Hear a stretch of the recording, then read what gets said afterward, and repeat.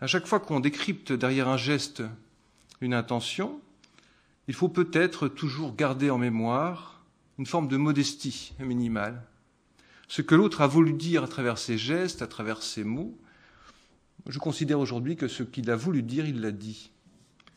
Ce que les gestes d'autrui veulent dire, c'est ce qu'on a voulu leur faire dire à travers ses gestes. Et au fond, ce que quelqu'un veut dire à travers ses gestes et ses rêves, eh bien, ce ne sont pas ses gestes qui le disent, c'est lui.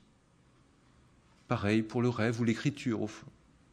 Certes, une signification, c'est forcément un minimum de réification. Sinon, la dilution rendrait impossible la moindre compréhension. Mais non seulement l'autre garde bien une sorte de droit d'auteur de ses actes, et donc du sens de ses gestes, mais le fait d'agir suppose qu'il a déjà nécessairement interprété son environnement à partir d'un certain projet de désir, d'intention, etc. Sartre disait on rencontre autrui, on ne le constitue pas. Il suffit pour que la gentillesse existe, que la satisfaction intéressée ne soit ni le motif, ni le mobile d'une action. À l'opposé, le cynisme un peu à la mode aujourd'hui me paraît toujours un peu paresseux. Un peu comme ceux qui appellent réalisme le fait de se soumettre à l'ordre établi. Or, demander aux autres de supporter une réalité insupportable, c'est à l'origine être déçu, puis vouloir que tout le monde se convertisse à la grande religion politique du réalisme, de la déception. Une forme d'éthique de l'impuissance. Derrière les grands airs de la modération, du monde technique, citadin ou urbain, moderne dans toute son horreur, il y a beaucoup de compromissions. Si les gens se retrouvent dans la nature, c'est qu'ils se perdent en ville. L'interprétation reste donc relative à un environnement dont nous héritons, malgré nous, ce qui nous détermine, et que nous pourrions à notre tour déterminer. Nos actions, c'est d'avant tout le sens qu'on leur donne. Autre exemple, la colère. L'interpréter, c'est donner du sens à un éclat de voix, à des grands gestes qui miment parfois la violence. En face, tout ce qui ressemble à de l'indifférence ne fait que l'augmenter. Toute action sera interprétée par celui qui est en colère comme un positionnement, voire un jugement de valeur sur tout son être, pas seulement sur un acte. Alors que faire face à quelqu'un qui est en colère, et soi-même d'ailleurs? On peut chanter très fort, on peut manger frénétiquement, danser autour de lui, éclater de rire, s'endormir, le dessiner. Toutes ces attitudes seraient décalées forcément et participeraient d'une forme de provocation. En réalité, je crois que la colère naît souvent d'un scandale qu'on n'a pas pu éviter, parce que d'une manière ou d'une autre, on a fait confiance et que l'on est déçu, ou bien qu'on n'a pas fait confiance alors qu'on aurait dû. Autre exemple, le désir. On n'interprète pas des significations isolables d'un contexte. On interprète, c'est-à-dire qu'on donne du sens à une intention. L'autre n'est pas un livre ouvert. On l'interprète tout en continuant soi-même à vivre, à agir. L'interprétation est une forme d'action. Une action sur les actions d'autrui.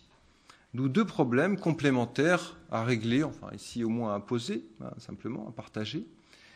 Psychologiquement, essayer de comprendre la peur, par exemple, ou le désir, c'est donner à des gestes, à des conduites, certaines significations. C'est renvoyer ces significations à un projet. Or, le fait même de les signifier va les modifier.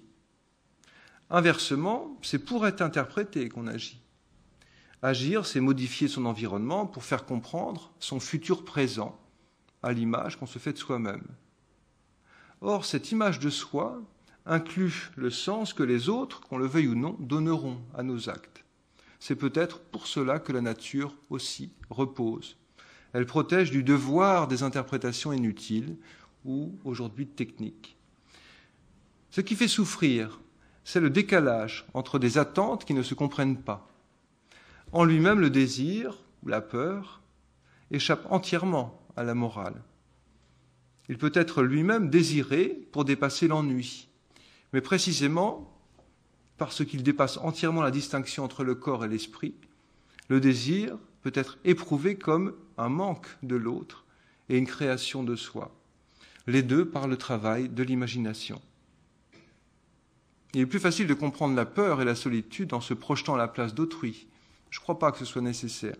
À mon avis, la générosité suffit. Enfin, interpréter l'autre, c'est donner un sens à un positionnement plus ou moins intentionnel. Bourdieu l'avait bien montré, on se sent toujours plus atteint quand on critique nos goûts que nos idées. Le goût totalise des préférences héritées, plus ou moins volontaires, mais représente aussi un statut. Quoi de plus absurde et illégitime de reprocher un goût à quelqu'un? Comme on dit parfois, on ne discute pas des goûts et des couleurs. À mon avis, on ne discute que de ça. Tu aimes les brocolis, tu me déçois énormément. Bon, voilà, c'est un exemple d'absurdité. Jamais j'aurais imaginé ça de toi, bon, etc. On pourrait pousser l'absurde dans ce sens-là. C'est pourtant ce qu'on fait quand on tombe dans le piège des reproches et donc des apparences inutiles. On perd son temps. Ce qui n'est pas très grave d'ailleurs en soi, on l'a vu tout à l'heure. Car il y a bien une apparence utile de l'autre qui n'est ni son personnage, ni son statut, mais à mon avis seulement sa valeur, c'est-à-dire sa dignité. Lévinas nous a appris à le voir et à voir dans l'autre l'infini vers lequel renvoie son visage.